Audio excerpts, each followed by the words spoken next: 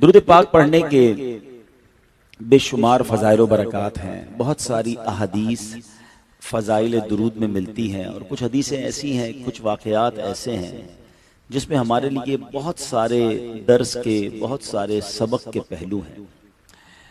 एक बार प्यारे आका सल्लल्लाहु अलैहि वसल्लम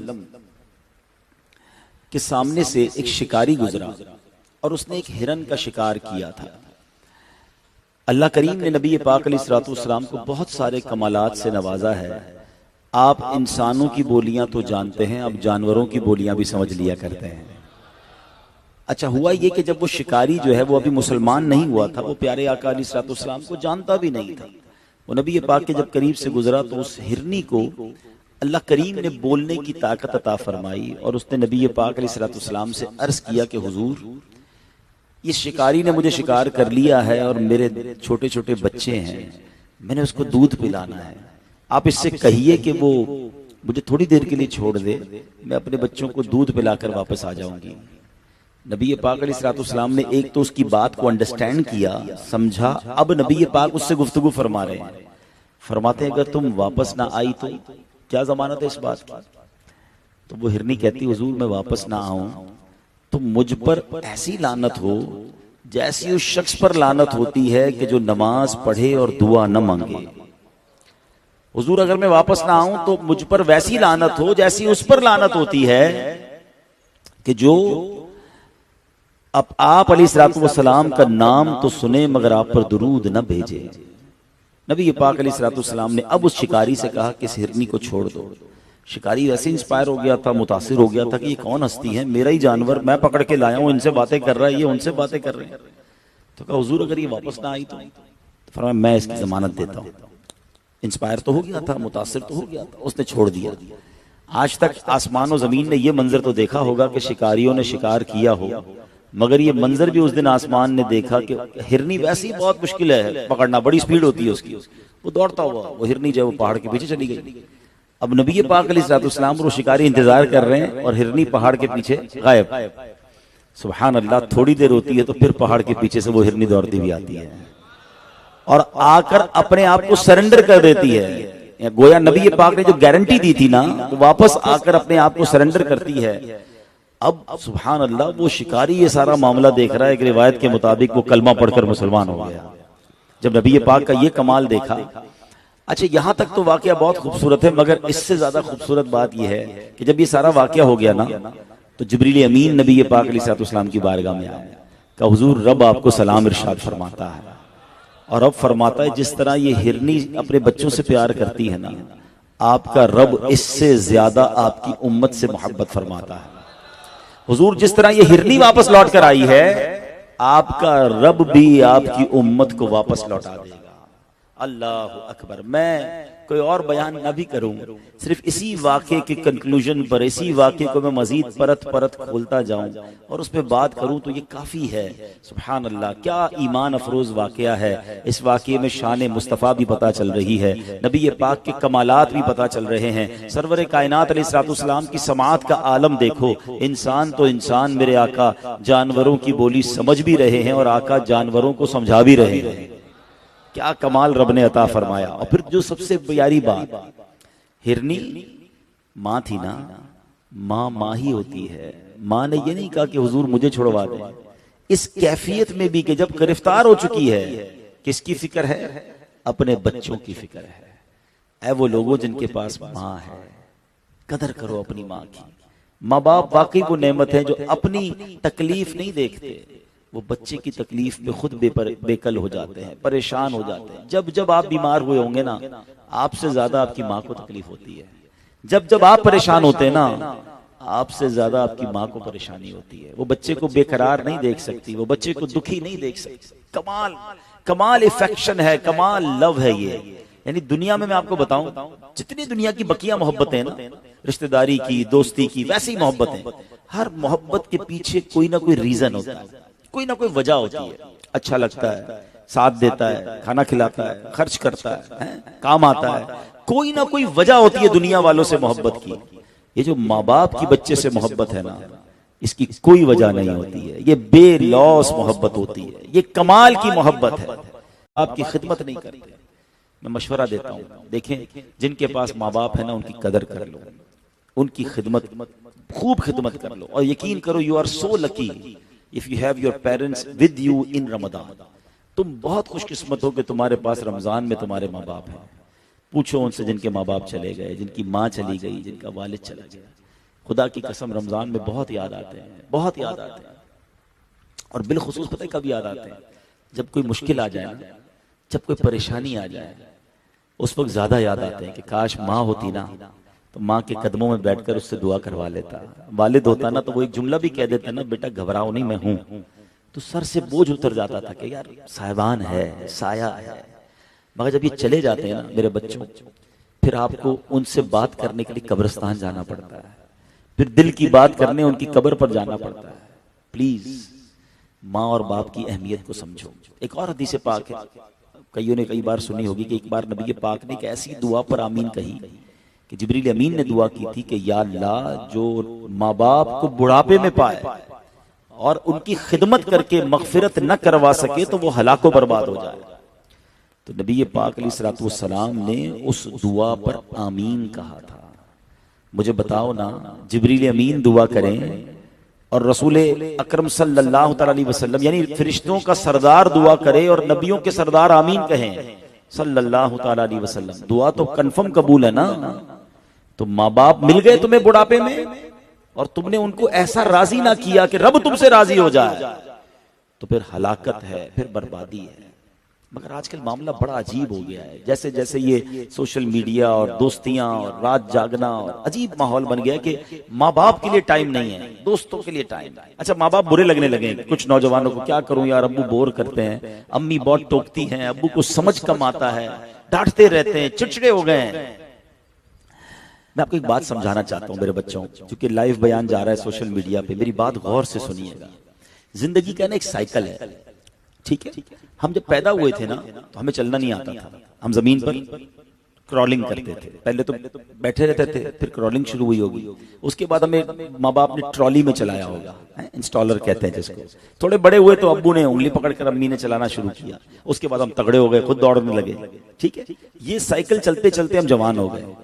जवान के बाद फिर जब बुढ़ापा आता है ना, आफ्टर 50, अब फिर डाउनफॉल शुरू हो जाता है। अब सेहत कम होने लगती है, बंदे के आज़ा कमजोर होने लगते हैं। जिंदगी का एक फॉर्मूला बना लो, 6 साल का बच्चा और 60 साल का बूढ़ा बराबर होता है, 5 साल का बच्चा और 70 साल का बूढ़ा बराबर होता है। ये साइकिल है। अगर घर में 4 साल का बच्चा है और 75 साल का बूढ़ा है ना, समझ लो दोनों बराबर है। अब मुझे एक बात बताएं, आपके घर में 4-5 साल का बच्चा, आप सबके घरों में होते हैं, उनकी बातें अच्छी लगती है, बुरी लगती है? वह जिद करते हैं, फिर भी हम हंस रहे होते हैं, बार बार कहते हैं मैंने ये देखना है, मैंने ये करना है, हमें कभी बुरा नहीं लगता, मुस्कुराते हैं, प्यार करते हैं, चूमते भी हैं। अच्छा, बाज़ औक़ात वो एक ही सवाल 10 बार पूछते हैं, अब्बू ये क्या है, भाईजान ये क्या है, बहुत अच्छा लगता है, बेटा दोबारा पूछो। अच्छा, बाज़ औक़ात अब एक ही पोयम, एक ही सेंटेंस, एक ही जुमला उस बच्चे से दिन में 50 बार सुनते हैं और हर बार मजा आता है, बिकॉज वी लव हिम, अच्छा लग रहा है, हमें लगता है बच्चा है। बिल्कुल ऐसे ही जिस तरह 5-6 साल के बच्चे की जिद तुम्हें बुरी नहीं लगती ना, 5-6 साल के बच्चे की गुस्सा, अच्छा बच्चा गुस्सा भी होता है आप पे, कभी कभी तो आपको थप्पड़ भी मार देता है, छोटा बच्चा ही हाथ मार देता है, फिर भी मसले होते हैं, बच्चा है। बिल्कुल इसी तरह इंजॉय करो अपने माँ बाप की खिदमत को। जब वो 60 साल के हो जाए ना, समझ लो मेरे घर में एक 6 साल का बच्चा आ गया है। जिस तरह 6 साल के बच्चे को ट्रीट करते हो ना, उनको कहना नहीं कि आप बच्चे हैं, नहीं, अब वो उनकी बातें बुरी नहीं लगनी चाहिए आपको। उनकी अंडरस्टैंडिंग लेवल कम हो गया है, उनको सुनाई कम देता है, उनको समझने में मुश्किल हो रही है, उनको बात अंडरस्टैंड नहीं हो रही है। बिल्कुल आप ऐसे अगर अपना जहन बना लेना कि अब 60 इयर्स के अम्मी अब्बू हो गए ना, तो समझ लो अब ये मेरे घर में एक 6 साल का बच्चा आ गया, अब मैं एंजॉय करूंगा, ये डांटेंगे मैं बुरा नहीं मानूंगा, ये चिड़चिड़े हो जाएंगे, मैं इसको मुस्कुरा के झेलूंगा, फिर आप उनकी खिदमत कर पाएंगे। अगर आप उनको कहें यार ये समझ क्यों नहीं रहे, ये उलझ क्यों रहे, आप उनसे उलझेंगे तो बात खराब हो जाएगी और बेअदबी हो जाएगी। आप देखिए, ये सफर शुरू हुआ था स्टॉलर से और ये खत्म होता है व्हील चेयर पर, है? बुढ़ापे में माँ बाप को व्हील चेयर पे चलाना पड़ता है ना, कभी कभी अम्मी अब्बू को हाथ पकड़ के उठाना पड़ता है। खुदा की कसम वो दिन याद करना चाहिए उस दिन कि अल्लाह ये वही मेरा बाप है जिसने मुझे हाथ पकड़ के चलाया था, आज मुझे मौका मिला है कि मैं इसका हाथ पकड़ के चला रहा हूं। ये वही मेरा बाप है जिसने मुझे इंस्टॉलर पर ट्रॉली में बैठकर घुमाया था, आज अगर व्हील चेयर चलाने का मौका मिले तो इसको शर्मिंदगी या इसको बोझ न समझना, तुम्हारे लिए बहुत बड़ी सआदत है। उस बच्चे के नसीब जागते हैं जिस बच्चे के पैसे माँ बाप पर खर्च हो जाए। आपको पता है सारी जिंदगी माँ बाप ने हम पर खर्च किया है, सारी जिंदगी कितना खर्च किया आप हिसाब भी नहीं कर सकते, और उस वक्त खर्च किया जब पैसे भी कम होते थे, हैं? अपनी ख्वाहिशात मार मार कर उन्होंने हम पर खर्च किया, और अब तुम्हारी बारी आई, वो बूढ़े हो गए तो कहते ये पैसे मेरे, अब्बू ये आपके नहीं है, मैंने कमाए। अरे जब मैं पैदा हुआ था बाप मुझे कह देता ये पैसे मेरे, तो मैं तो बेलिबास रह जाता ना, कपड़े पहनाता कौन मुझे? मेरे बाप ने खाना खिलाया, मेरे वालिद ने मुझे मेरी तालीम और तरबियत की, सारी जिंदगी उन्होंने खर्च किया, और अब बुढ़ापे में आके उन्हें ये कहते हो ये मेरे ये तुम्हारे। कभी जिंदगी में ये मत कहना जो मेरा है वो सब उनका है। अरे मैं खुद उनका हूं ना, दुनिया में मेरे आने का सबब मेरे माँ बाप हैं। जो शराफत, जो इज्जत, जो दौलत मुझे और आपको मिली है, there is only one reason, वो मेरे माँ बाप हैं। कभी उनको ये एहसास मत दिलाना कि ये मेरा है ये आपका है। अरे मेरा जो कुछ है अब्बू वो सब आपका है, हैं? जब आप वो लेके नहीं जाएंगे कहीं भी, वो एहसास उनको प्राउड फील कराओ बुढ़ापे में, वो इज्जत के साथ रहे कि मैं इस घर का बादशाह हूं। कहते ना तुम्हारे बाप ने तुम्हें शहजादों की तरह रखा, तो अब आखिरी वक्त में तुम अपने बाप को बादशाह की तरह रखो। उनको फील कराओ कि आप घर के बड़े हैं, माँ को फील कराओ कि माँ आप सबसे बड़ी है हमारे खानदान में, ताकि वो बुढ़ापा सुकून से गुजारे, प्राउड के साथ गुजारें, ऑनर के साथ गुजारें, इज्जत के साथ गुजारें। मगर ऐसा मामला है नहीं। हाँ, हदीस पाक में आता है, ये पता है कितनी बड़ी नेमत है कि जो बच्चा अपने माँ बाप को मोहब्बत की निगाह से देखे, अल्लाह उसे मकबूल हज का सवाब अता फरमाता है। साहबी रसूल ने क्या कमाल का सवाल किया, व इन नज़रा कुल्लु यौमिन मिअत मर्रतिन, हुजूर कोई अगर माँ बाप को 100 बार देख ले, घर में तो होते हैं ना, बार बार देख सकते हैं ना, सुभान अल्लाह। नबी पाक ने क्या फरमाया, अल्लाह अकबर व अतियब, अल्लाह बहुत बड़ा और पाक है, कोई 100 बार देखे अल्लाह 100 हज का सवाब अता फरमाता। अच्छा मेरा एक सवाल है, मोहब्बत से देखने पर हज का सवाब है, पैर दबाने का सवाब कितना होगा? ये तो सिर्फ देखने पर हज का सवाब है ना। दवाई रात को लाने का कितना सवाब होगा, अब्बू के लिए खाना लाने का कितना सवाब होगा, अब्बू की व्हील चेयर चलाने का कितना सवाब होगा, माँ की पैर दबाने का, सोचो देखने पर हज का सवाब है तो खर्च करने पर कितना सवाब होगा। अरे सोचो, ये नेमतें तुम्हारे घर में मौजूद है, इधर उधर भागते हो ना, करो ऐसा। रिवायतों में आता है कि वालिद का औलाद पर यह हक है कि बेटा बाप के सामने ऐसे रहे जैसे गुलाम आका के साथ रहता है। यानी गुलाम का क्या काम होता है, एवरी टाइम रेडी टू खिदमत, तैयार। नंबर 2 माँ बाप का नाफरमान, नंबर 3 रिश्तेदारी काटने वाला, नंबर 4 मुसलमानों के साथ दुश्मनी रखने वाला, अदावत करने वाला, दूरी रखने वाला। अब इसमें भी माँ बाप का नाफरमान है। यानी सोचिए, बड़े कबीरा गुनाहों में से जो गुनाह है ना, उसमें माँ बाप का नाफरमान है। तो मैं तो अभी बस वाकई बयान कर रहा था, हिरनी की बात से पहुंच गए हम वालिदैन के कदमों में। खुदारा बहुत बहुत जरूरत है माँ बाप को खुश करने की। इस जमाने में माँ बाप को राजी कर लो, माँ बाप को खुश कर लो। चले जाएंगे तो बहुत याद आएंगे, यकीन करो बहुत याद आएंगे। जिसने खिदमत नहीं की ना उसको भी याद आएंगे, फिर उनकी बातें याद आएंगी, फिर याद आएगा थोड़ा और वक्त बिताता, थोड़ा और उनकी खिदमत करता, थोड़ा और उन पर खर्च करता। हाँ मैं आपको सही बताऊं, जिसको माँ बाप की खिदमत का मौका मिला ना, ही सो लकी। क्योंकि कई माँ बाप तो ऐसे हैं जो हमारी खिदमत करते करते ही दुनिया से चले गए, उन्होंने मौका ही नहीं दिया हमको खिदमत करने का। वही खिदमत करते रहे, वही पैसे देते रहे, वही दुआएं देते रहे, काम भी करते रहे, हमारी बारी नहीं आने दी। अगर तुम्हें मौका मिल रहा है ना कि माँ बाप बीमार हैं या खिदमत की जरूरत है उनको, यू आर सो लकी। अब इस खिदमत से जी मत चुराना। हाँ ये बहुत बड़ी सआदत है, बहुत बड़ी सआदत। बल्कि रिवायतों में मजमून मिलता है कि एक साहबी, गलिबन उनके वालदा बीमार थी या वालिद बीमार थे, जिहाद पे जा रहे थे साहबा। वो आए नबी पाक के पास कि हुजूर मेरी माँ बीमार है, मैं जिहाद पे जाऊं या क्या करूं, पर मैं तो अपनी माँ के पास रहूं। यानी वो काम ज्यादा अफजल फरमाया। तो वालिदैन की खिदमत करनी है। अब आगे चलते हैं।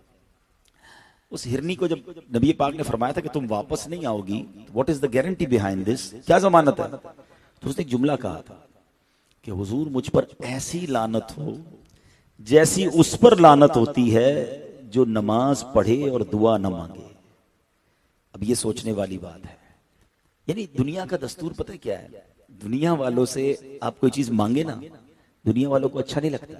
एक आध बार तो कोई हेल्प कर देता है, एक आध बार तो कोई हमारी बात सुन लेता है, कोई क्लोज होता है। तो अगर किसी से आपने पैसे मांगे, कर्जा मांगा, कोई मदद मांगी, परेशान है आप, दोबारा मांगे, कहता यार थोड़े दिनों पहले ही तो दिए थे, फिर आ गया है। अब दूसरी बार वो मदद भी करेगा तो कोई ना कोई जुमला भी आपको सुनने को मिलेगा, टॉन्ट करेगा।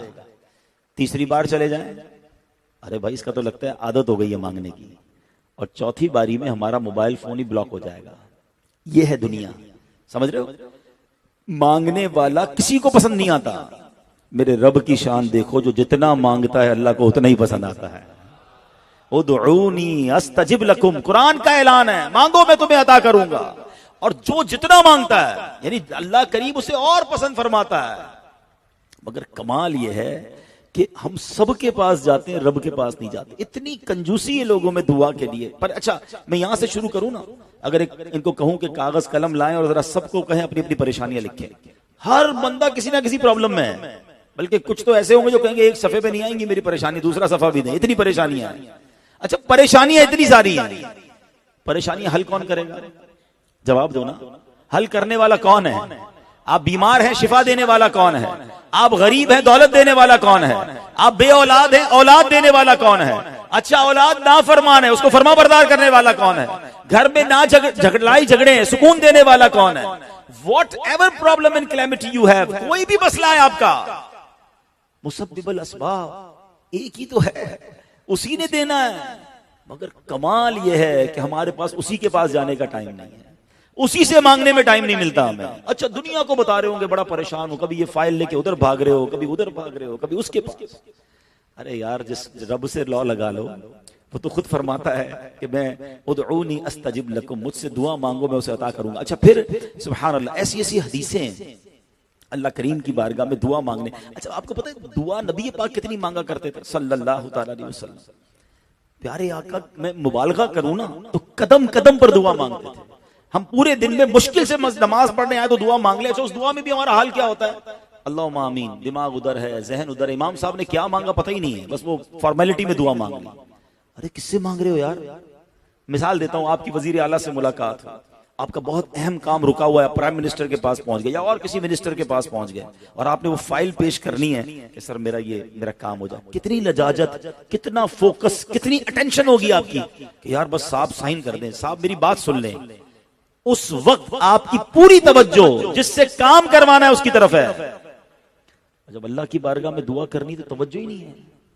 आपको बताए दुआ है क्या? हमें असल में पता ही नहीं है दुआ क्या है। हदीस पाक में आता है अद्दुआउ मुख्खुल इबादा, दुआ इबादत का मग़ज़ है। अद्दुआउ सलाहुल मुमिन, दुआ मोमिन का हथियार है। अरे दुआ क्या है? मौला अली शेर खुदा करमल्लाहु तआला वजहुल करीम से पूछो। आप कहते हैं जब मेरा जी चाहता है ना अल्लाह मुझसे बात करे, आए हाय, रब आपसे किसी बड़े आदमी का फोन आ जाए आपको, अरे पता है देखो किसका फोन आया, मौला अली कहते हैं जब अल्लाह मुझसे बात करे मेरा जी चाहता है मैं कुरान पढ़ने लग जाता हूं। कुरान क्या है? कलामुल्लाह है ना, अल्लाह का कलाम है ना। फरमाया जब मेरा दिल चाहता है ना अल्लाह मुझसे बातें करे मैं कुरान पढ़ने लग जाता हूं, और जब मेरा जी चाहता है मैं रब से बातें करूं मैं दुआ करने लग जाता हूं। हाँ, ये अल्लाह से बातें ही तो हैं। कोई सेक्रेटरी नहीं है आपकी और अल्लाह के बीच में। बड़े आदमी से पहले तो अपॉइंटमेंट लेना पड़ता है, भाई फला तारीख को इतने बजे साहब बिजी हैं, इतनी देर की बात होगी, 5 मिनट से ज्यादा नहीं टाइम मिलेगा। There is no time limit. Allah से बात करने के लिए कोई टाइम लिमिट नहीं है, कोई सेक्रेटरी नहीं है, बल्कि कोई मुतरज्जिम की भी, ट्रांसलेटर की भी जरूरत नहीं है। हाँ, अल्लाह की बारगाह में आप मेमन हैं, पंजाबी हैं, सिंधी हैं, पठान हैं, बलोची हैं, अंग्रेज हैं, what ever language you have, कोई भी जबान है ना आपकी, बात करो अल्लाह से। वो हर बोली जा, वो तो दिलों के हाल जानता है ना, मगर हमारे पास उससे बात करने को टाइम नहीं। अच्छा, फिर लिमिट भी कोई नहीं है, 5 मिनट की दुआ नहीं, जितनी करनी है, जितनी देर करनी है, बताओ ना उसे अपनी बातें। ये मस्जिद में आके भागा ना करो, दुआ होती नहीं, पहली लाइन से लोग निकल रहे होते हैं, क्यों जल्दी है तुम्हें भागने की? बैठ जाया करो। मैं तो आपको मशवरा देता हूं, अब तो रमजान के कुछ ही दिन रह गए ना, एहतिकाफ भी हो रहा होगा उम्मीद है इस मस्जिद में, एहतिकाफ वालों के साथ भी बैठा करो। आप एहतिकाफ नहीं कर रहे कोई बात, रात को आके घर में बैठना है, काम से आगे आ जाओ मस्जिद में, कहीं ना जाओ, अल्लाह की बारगाह में बैठो।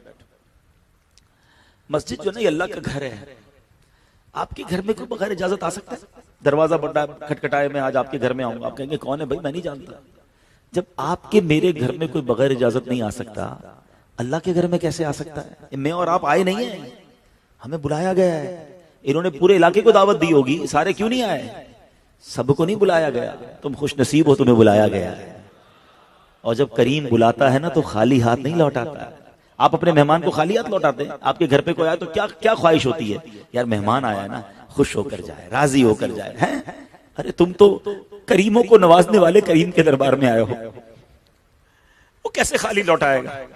बैठो तो सही ना, मांगो तो सही ना, बात तो करो उससे, कहो ना उसे मौला बीमार हूं, कहो ना उसे परवरदिगार परेशान हूं, बताओ ना उसको या अल्लाह मेरे पास औलाद नहीं है, कहो ना उसे या अल्लाह औलाद का रिश्ता नहीं हो रहा है, व्हाट जो भी परेशानी है, क्यों नहीं बात करते उससे? अकेले बैठ जाएगा। और हल्का बात, बड़ी मुश्किल दुआएं नहीं जनाब, दिल की बात करो, अपनी जबान में बात करो अल्लाह से।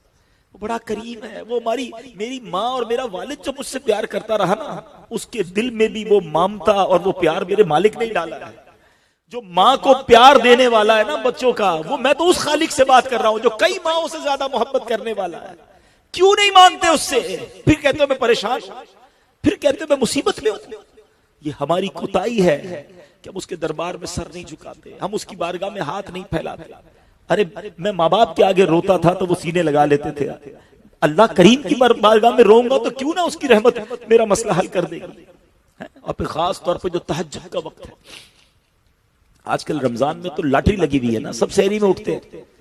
कितने जो तहज्जुद पढ़ते हैं, तहज्जुद पढ़ा करो, आदत बना लो। रमजान में थोड़े दिन रह गए ना, जब सहरी में उठे, इशा के बाद सो गए, सहरी में उठे तो तहज्जुद पढ़ ले। अब तहज्जुद पढ़ के 5-10 मिनट कोने पे हो जाए और अल्लाह से बातें करें। ये बहुत कमाल का वक्त है, ये खास कबूलियत का वक्त है। एग्जाम्पल के जरिए समझाता हूं। कभी आप किसी तकलीफ में थे, रात को नींद नहीं आई, उठकर माँ के पास गए, माँ नींद नहीं आ रही, परेशान, दुखी हूं। माँ ने क्या किया था? करवट बदलकर सो गई कि बेटा तू जान, तेरा काम जाने। माँ भी उठ गई, हम रोए तो माँ भी रोई। माँ ने सीने लगाया, बेटा घबरा नहीं, मैं हूं ना, मैं दुआ करती हूं। जब मैं बिस्तर छोड़कर रात को उठकर माँ के पास गया तो माँ ने सीने लगाया। जब मैं बिस्तर से उठकर आंखों में आंसू लेकर लाखों करोड़ों माँ से ज्यादा चाहने वाले रब की बारगाह में जाऊंगा तो क्या उसकी रहमत मुझे दामन में नहीं छुपाएगी? जरूर करम होगा, जरूर मेहरबानी होगी, बराए करम। ये दुआ मत छोड़ा करो। हमारे बहुत सारे मसले इसीलिए हल नहीं हो रहे कि हम सबके पास जा रहे हैं, हम रब के पास नहीं जा रहे हैं। हम अल्लाह से बात, भरोसा करो अल्लाह पर। अच्छा, आप जिसको कहो ना दुआ, वो कहता है दुआ तो करते हैं यार, बचपन से कर रहे हैं, मसला ही हल नहीं हो रहा। अब इसके दो बड़े प्यारे लॉजिकली जवाब समझ लो। एक तो मैं बहुत अरसे से कोई चीज मांग रहा हूं और वो मिल नहीं रही है। पहले तो ना दुआ के आदाब समझ लें। कुछ तो ऐसी चीजें उलमा ने लिखी हैं जिसकी वजह से दुआ कबूल नहीं होती। उसमें एक बड़ी अहम चीज है हराम रोजी। जो हराम कमाता है ना, हराम खाता है, उसकी दुआ कबूल नहीं होती। हम कह रहे हैं अल्लाह दुआ सुन ले, खुद गलत काम कर रहे हैं तो दुआ कैसे सुनी जाएगी? एक बार हजरत मूसा कलीमुल्लाह अला नबीना वालेसलाम कहीं से गुजरे तो एक शख्स बहुत रो रहा था, या अल्लाह पुकारी जा रहा है। हजरत मूसा तो कलीमुल्लाह थे, आपने कहा या अल्लाह इसकी दुआ सुन ले। इरशाद हुआ कि ए मूसा, ये इतना रोए कि रोते रोते मर जाए, ये इतने हाथ उठाए कि इसके हाथ आसमान को छू लें। ए मूसा, हमने इसकी दुआ कबूल नहीं करनी। कहा या अल्लाह इसकी वजह क्या है? इरशाद हुआ कि ए मूसा, ये जो खाता है वो हराम है, जो लिबास पहना है ना वो लिबास हराम। अब बताओ, हम चेक करें ना, हमारी जॉब, हमारा कारोबार, हमारी आमदनी, पैसे चाहिए जिधर से भी आए, कोई भी स्कीम होनी चाहिए है? वो कल परसों मैंने सोशल मीडिया पे एक पोस्ट पढ़ी, बड़ी चोट करने वाली पोस्ट थी। सारा दिन रोजा रखा, रात तरावी पढ़ी, ताक रात मस्जिद में गुजारी, फजर की नमाज के बाद दोस्त को मैसेज किया, आज ड्यूटी पर नहीं आऊंगा, हाजिरी लगा देना है। इसलिए इबादत की थी कि हराम रोजी कमानी है। हाजिरी लगा देने का क्या मतलब है कि आप जॉब पर नहीं गए, झूठी हाजिरी, झूठी सैलरी। याद रखो, ये जब भी हराम रोजी की बात होती है ना, लोग कहते हैं कारोबारी हराम कमाते हैं। नौकरी वाले भी चंदी होंगे जो पूरी हलाल रोजी कमाते हैं। अपनी रोजी की फिक्र करो। चाहे हम जॉब, जो भी मेरे घर में पैसा आ रहा है, जो भी आमदनी है, जो भी खुराक है, 100% हलाल होनी चाहिए। तो पहले अच्छा, हम सब चाहते हैं ना मुस्तजाबुद दावात बन जाए। आपको पता है माना क्या है मुस्तजाबुद दावात का? कि बंदा जो दुआ करे वो दुआ कबूल हो जाए। एक बड़ा खूबसूरत सवाल हजरत साद बिन अबी वक्कास रज़ी अल्लाह तआला अन्हु ने, अशरा मुबश्शरा के सहाबी हैं, उन्होंने नबी पाक से किया, या रसूलुल्लाह सल्लल्लाहु तआला अलैहि वसल्लम, मैं मुस्तजाबुद दावात बनना चाहता हूं। ब्यूटीफुल क्वेश्चन, हमें भी उसका जवाब चाहिए। अच्छा, नबी पाक ने कोई बहुत तवील जवाब नहीं दिया कि इतने रोजे रखो, इतनी तरावी पढ़ो, इतने सजदे करो, इतनी तिलावत करो, तब जाके मुस्तजाबुद दावात बनोगे। One line answer, short answer नबी पाक ने दिया। फरमाया, ए साद, अपनी ग़िज़ा पाकीज़ा कर लो तो मुस्तजाबुद दावत बन जाओगे। सिंपल, हलाल खुराक, हलाल ग़िज़ा, तुम्हारी दुआएं कबूल होना शुरू हो जाएंगी। सबसे पहला रीजन जो दुआएं कबूल नहीं हो रही, चेक कर लो। दूसरा, मैंने जो दौरान बयान कहा कि गाफिल दिल की दुआ नहीं सुनी जाती। जब दुआ किया करो ना, अल्लाह की तरफ तवज्जो, फोकस।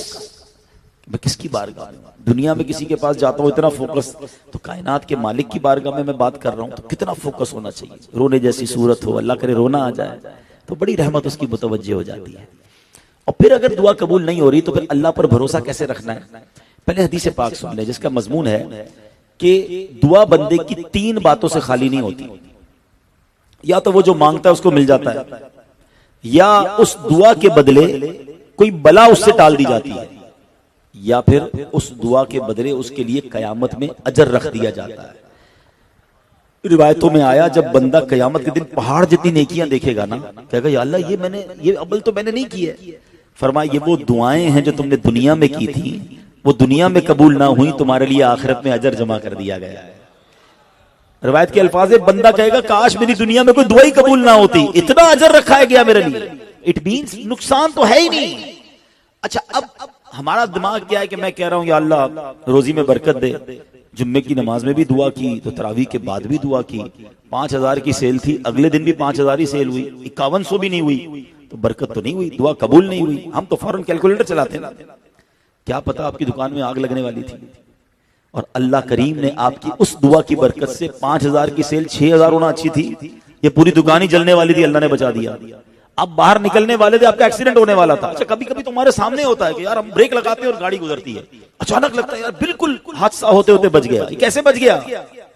ये कोई दुआ है, कोई नेकी है जो तुम्हारे आड़े आई है और तुम्हें इस बला से बचा लिया गया। रिवायतों के अल्फाज हैं कि जब बंदा दुआ करता है ना, तो बला आसमान से उतरती है और दुआ उसको इंटरसेप्ट कर देती है। दुआ और बला में गोया लड़ाई जारी रहती है और वो बंदे पर नहीं आने देती। तो दुआ में कोई नुकसान ही नहीं है। हम अगर जो मांग रहे हैं, अच्छा वो जो आपके ज़हन में सवाल है जो मांगते हैं वो क्यों नहीं मिल जाता, चलो उसका जवाब भी सुन लो। असल में प्रॉब्लम ये है, अल्लाह पे भरोसा नहीं है। जिस दिन अल्लाह से प्यार हो जाएगा ना, अल्लाह से मोहब्बत हो जाएगी, अल्लाह से दोस्ती हो जाएगी। अभी माँ बाप की मैंने बड़ी बातें की ना, अब आप में से कई लोग माँ बाप बन गए। जो माँ बाप बन गए मेरी बात जल्दी समझ जाएंगे। बचपन में हमने भी बड़ी जिद्दें की हैं अपने माँ बाप, और बुरे भी लगते थे माँ बाप, क्यों नहीं खिला रहे आइसक्रीम, क्यों नहीं दे रहे कोल्ड ड्रिंक, टॉफी भी नहीं दिलाते, अब्बू बहुत गंदे हैं। हम जब छोटे थे हम भी ये कहते थे, अब जब खुद माँ बाप बने तो समझ आया अब्बू क्यों नहीं खिलाते थे। अब हम भी नहीं खिलाते अपने बच्चे को, बीमार हो जाएगा, गला खराब हो जाएगा, बुखार हो जाएगा। अब आप मिसाल के तौर पर एक एग्जाम्पल के जरिए समझें, आपका छोटा बच्चा आपके सामने बैठा है या छोटा भाई है और वो रो रहा है, मैंने आइसक्रीम खानी है, मैंने जरा शरबत पीना है, और उसका गला भी खराब है, उसको बुखार भी हो रहा है या तबीयत उसकी खराब है, आप पिलाएंगे उसे शरबत? जरा बताइए, आइसक्रीम खिलाएंगे? अच्छा वो रो रहा है ना, बहुत रो रहा है, आपका एक दोस्त बराबर में बैठा है, कहते हैं कैसे जालिम हो यार, बच्चा रो रहा है, दे दो ना उसको आइसक्रीम। तो आप क्या जवाब देंगे? मैं वालिद हूं या मैं बड़ा भाई हूं, मुझे पता है कब इसको क्या देना है, यही जवाब दोगे ना। अब जरा दिल पे हाथ रख के मेरा जुमला सुनना, तुम वालिद हो, तुम्हें पता है बच्चे को कब क्या देना है, मेरे मालिक को नहीं पता मुझे कब क्या देना है? अल्लाह नहीं दे रहा, मैं रो रहा हूं, वो नहीं दे रहा। अरे यकीन रखो ना, अगर वो नहीं दे रहा तो ये मेरे लिए बेहतर है। मेरा दिल तो चाह रहा है कि मैं अल्लाह से जो मांग रहा हूं, मगर वो नहीं दे रहा। अरे जब मेरे माँ बाप मेरे लिए गलत फैसला नहीं फरमाते थे, तो वो तो करीम है, वो मालिक है, वो खालिक है, ठीक है। मेरा दिल चाह रहा है कि अल्लाह माल दे दे, वो नहीं दे रहा। मुझे घर दे दे, नहीं मिल रहा। औलाद दे दे, नहीं मिल रही। क्या पता वो औलाद इतनी नाफरमान होनी थी कि मुझे खुद मार के घर से निकाल देती। कुछ लोगों को माल ना मिलना उनके लिए अच्छा होता है कि ऐसा ना हो कि मालदार होकर ईमान से ही हाथ धो बैठे, बुरे कामों में लग जाए। अल्लाह बेहतर जानता। तो हमें रब की रिजा पर राजी रहना है, तो फिर आपका बड़ा इत्मीनान मजबूत हो जाएगा।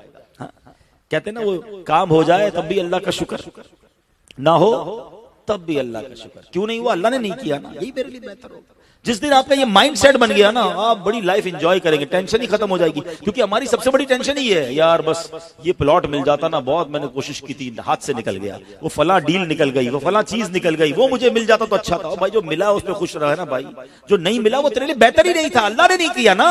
वो करीम है, उसके फैसलों पर इत्मीनान रखो ना। बस प्रॉब्लम ये है कि मैं अल्लाह के फैसलों पर यकीन नहीं, अल्लाह से मोहब्बत नहीं, अल्लाह पर भरोसा नहीं है, जिसकी वजह से परेशान रहते हैं। और एक दूसरी रिवायत सुन लो, आए वो तो और कमाल की रिवायत है, हदीस पाक में आता है जिसका मजमून है कि जब कोई फासिक फाजिर, अच्छा ये उस वसवसे का भी जवाब हो जाएगा कि यार मौलाना साहब बात तो ठीक कर रहे हो, मैं तो नमाज भी पढ़ता हूँ, रोजे भी रखता हूँ, तरावी भी पढ़ता हूँ, मेरे मसले हल नहीं होते। एक मेरा दोस्त है वो रोजे भी नहीं रखता, नमाज भी नहीं पढ़ता, वो जनाब तरक्की पे तरक्की किए जा रहा है, उसके सारे काम सीधे हो जाते हैं और मैं परेशान। ये भी बाजू का दिमाग में बातें आती, शैतान है ना वसवसे डालता है, वो चाहते हैं अल्लाह से दूर हो जाए। सुनो ये रिवायत सुनो, प्यारे आका अलैहिस्सलाम फरमाते हैं हदीस पाक का मजमून, जब कोई फासिक फाजिर काफिर अल्लाह से दुआ करता है ना, अल्लाह फरिश्तों से फरमाता है इसका काम जल्दी कर दो, मुझे इसकी आवाज पसंद नहीं है। और जब कोई अल्लाह का प्यारा दुआ करता है ना, अल्लाह फरिश्तों से कहता है अभी इसका काम ना करना, इसको और मांगने दो, मुझे इसका मांगना बड़ा पसंद आ रहा है। सच बताओ, मैं जो मांगू मिल जाए वो अच्छा, ये कभी मैं मांगू और अल्लाह फरिश्तों से कहे इसका काम ना करना, इसकी आवाज मुझे बड़ी पसंद है, इसका गिड़गिड़ाना मुझे बड़ा पसंद है, इसका रोना मुझे बड़ा पसंद है। खुदा की कसम मेरी तो जिंदगी वसूल हो गई ना कि अगर मेरा मालिक मेरे बारे में फरिश्तों को ये कह दे कि मेरा ये प्यारा है, इसको और मैं इसकी आवाज और सुनना चाहता हूं, तो क्यों जल्दी मचाते हो?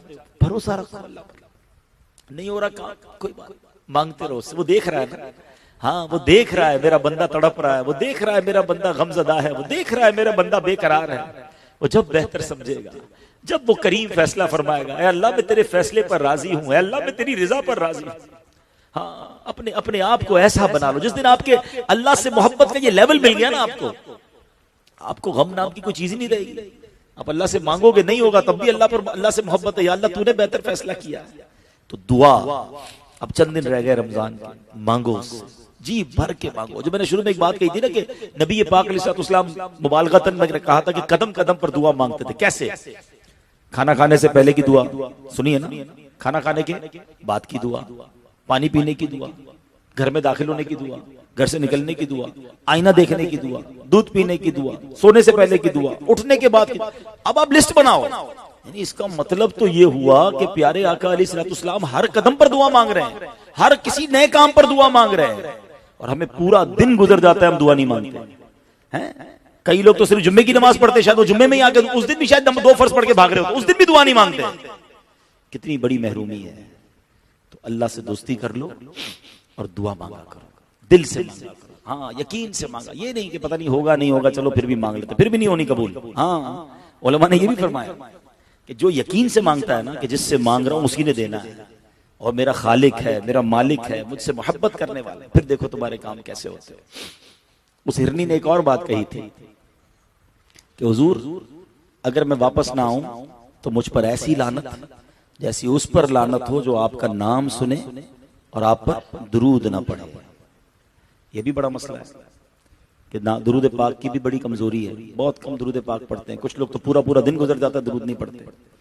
खास तौर पर जब प्यारे आका अलैहिस्सलाम का नाम लिया जाए उस वक्त दुरूद जरूर पढ़ना चाहिए। हाँ ये जरूर है कि अब जैसे मुझसे पहले माशाल्लाह नातख़्वान नात पढ़ रहे थे, बाज़-औक़ात किसी महफिल में बार बार सरकार दो आलम सल्लल्लाहु अलैहि वसल्लम का नाम लिया जाए, हमसे रह जाए दुरूद, तो उलमा ने बड़ा प्यारा फॉर्मूला दिया कि पूरे दिन में एक पर्टिकुलर तादाद, एक फिक्स तादाद में दुरूद पाक बांध लेने चाहिए। 100 बार, 200 बार, अल्लाह तौफीक दे तो 313 बार। तो अब पूरे दिन में कहीं दुरूद नबी पाक का नाम सुना था ना सल्लल्लाहु अलैहि वसल्लम और पढ़ना भूल गया, तो जो बाद में दुरूद पढ़े ना ये उसका कायम मकाम हो जाएगा। तो रोजाना दुरूद पाक पढ़ने की आदत जरूर डालें।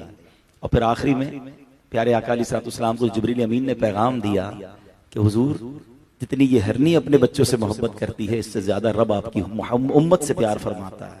तो ये मेहरबानियां क्यों मिली हैं? ये सरकार अलैहिस्सलाम के सदके में मिली हैं।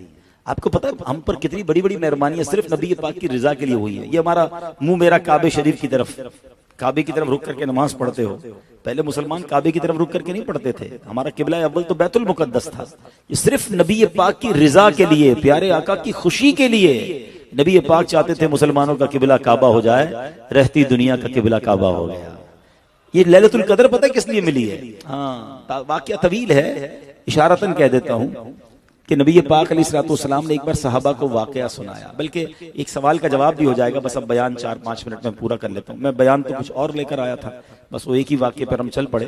तो प्यारे आका अलैहिस्सलाम जो है वो साहबा इकराम को एक वाकया सुना रहे थे। सवाल मैंने कहा, सूरह कदर हम पढ़ते हैं ना, इन्ना अंज़लनाहु फी लैलतिल क़द्र वमा अदराका मा लैलतुल क़द्र लैलतुल क़द्र खैरुम मिन अल्फि शहर।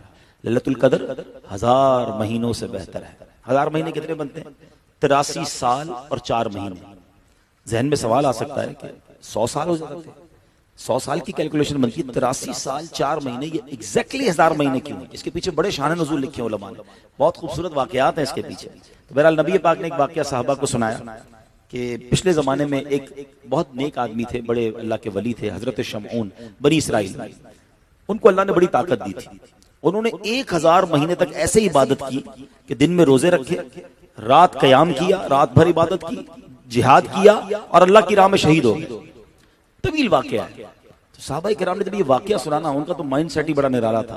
वो कहते हैं हुजूर, ये पिछली कौमें तो नेकियों में आगे बढ़ गई, इनकी तो उम्रें इतनी बड़ी बड़ी, 83 साल 1000 महीने तो रोजे रख लिए उन्होंने और रात को कयाम किया। हमारी तो उम्र ही थोड़ी है, हमारी इस उम्मत की उम्र तो थोड़ी है ना, 70-80 साल मैक्सिमम नॉर्मली। तो कहा हुजूर, हम तो उम्र ही थोड़ी, हम तो पीछे रह जाएंगे नेकियों में। अब जब नबी पाक अलैहिस्सलाम ने ये सुना तो सरवर कायनात अलैहिस्सलाम के दिल अक़दस पर रंज गुजरा, गम गुजरा। अब प्यारे आका के दिल पर गम गुजरे, ये रब को कब गवारा है। तो जिब्रील अमीन आए कि हुजूर गमजदा ना हो, अल्लाह करीम ने आपकी उम्मत को हर साल एक रात ऐसी अता कर दी है, जिंदगी में एक बार नहीं, हर साल एक रात ऐसी अता कर दी है कि जो उस एक रात में इबादत कर ले, अल्लाह हजरत शमऊन की वो 1000 महीनों की इबादत से ज्यादा सवाब अता फरमाता है। अच्छा, लैलतुल क़द्र 1000 महीनों के बराबर ना नहीं फरमाया, खैरुम मिन अल्फि शहर। लैलतुल क़द्र 1000 महीनों से बेहतर है। कितना बेहतर है अल्लाह जाने, अल्लाह की अताएं जाने। अब देखो ये रात क्यों मिली? सरकार दो आलम अलैहिस्सलातु वस्सलाम की उम्मत से मोहब्बत और अल्लाह की अपने हबीब से जो मोहब्बत है कि हबीब के दिल पे गम तारी हो रहा है उम्मत के लिए, तो हर साल ये रात अता कर दी है। तो अब 3 लाख रातें रह गई हैं, कल 25वीं है, फिर 27वीं है, 29वीं है। हो सके तो ये रात मस्जिद नहीं गुजारें, इबादत में गुजारें, नमाजें पढ़ें, तसलात तस्बीह पढ़ें। इन तीनों रातों में कुछ सदका खैरात भी करना, ताकि कोई भी रात लैलतुल क़द्र हो तो उसका सारा सवाब जो है वो मल्टीप्लाई बाई लैलतुल क़द्र खैरुम मिन अल्फि शहर। 1000 महीनों से हम पूरी जिंदगी में इतनी इबादत नहीं कर सकते, याद रखिएगा। 83 साल 4 महीने तो जिए पता नहीं, और जी भी लिए तो 83 साल के रोजे कहां से रखेंगे। ये टारगेट कर लो लैलतुल क़द्र को कि मैंने जाया नहीं होने देना। मुबारक हो उनको जो एतिकाफ करते हैं। एतिकाफ का एक्चुअल अल्टीमेट गोल ही यही है, एतिकाफ का टारगेट ही यही है कि बंदा उसमें लैलतुल क़द्र को पा लेता है। तो अल्लाह मुझे भी आपको भी लैलतुल क़द्र नसीब फरमाए, माँ बाप का अदब नसीब फरमाए, माह रमजान की बरकतें अता फरमाए। और आखिर में अर्ज ये है कि अपनी डोनेशंस में, अपने ज़कात में, अपने फितरे में जहां अपने गरीब रिश्तेदारों का ख्याल रखें, इस मस्जिद के मामलात को भी जरूर देखें, वहां अपनी दावत इस्लामी का भी ख्याल रखें जो दीन मतीन का बड़े पैमाने पर काम कर रही है। आगे बढ़कर दावत इस्लामी का साथ दें। फितरे में हम एक गलती नॉर्मली करते हैं, जिनको अल्लाह ने नवाजा है, मैं उनसे बात कर रहा हूँ कि हम गंदुम का फितरा दे देते हैं। गंदुम का फितरा 320 रुपए है, लेकिन हम में से बहुत से वो हैं जिनको अल्लाह ने बड़ा नवाजा है। सारा रमजान बेहतरीन खाना खाया, इफ्तार बेहतरीन किया, अब ईद के कपड़े भी बेहतरीन वाले खरीदेंगे, और फितरा कौन सा देंगे? सबसे लो कैटेगरी वाला। तो ऐसा ना करें। जब अल्लाह ने तुम्हें करोड़ों से अच्छा बनाया है ना, तो अल्लाह की राह में खर्च भी बेहतरीन किया करो। ये भी शुक्राने का एक अंदाज है कि अल्लाह तूने मुझे बेहतरीन रखा, तो इस बार मैं जब अजवा खजूर से इफ्तार करता हूँ तो अजवा खजूर का फितरा दूंगा, नॉर्मल खजूर से इफ्तार करता हूँ तो नॉर्मल खजूर का फितरा दे। अच्छी अल्लाह की राह में जब भी खर्च किया करें, बेहतरीन किया करें। अल्लाह की बारगाह में नीयतें देखी जाती हैं, दिल देखा जाता है कि बंदा मुझसे मोहब्बत करता है या अपने माल से मोहब्बत करता है। अल्लाह करे दिल में उतर जाए मेरी बात। आखिर में मस्जिद इंतजामिया का मैं शुक्रिया अदा करूंगा। बड़े शॉर्ट नोटिस पे हमने आपको टाइम दिया और आपने माशाल्लाह इतना खूबसूरत इज्तिमा सजाया। अल्लाह करीम आप सबकी इन काविशों को भी अपनी बारगाह में कबूल फरमाए। आमीन बिजाहिन नबील अमीन सल्लल्लाहु तआला अलैहि वसल्लम।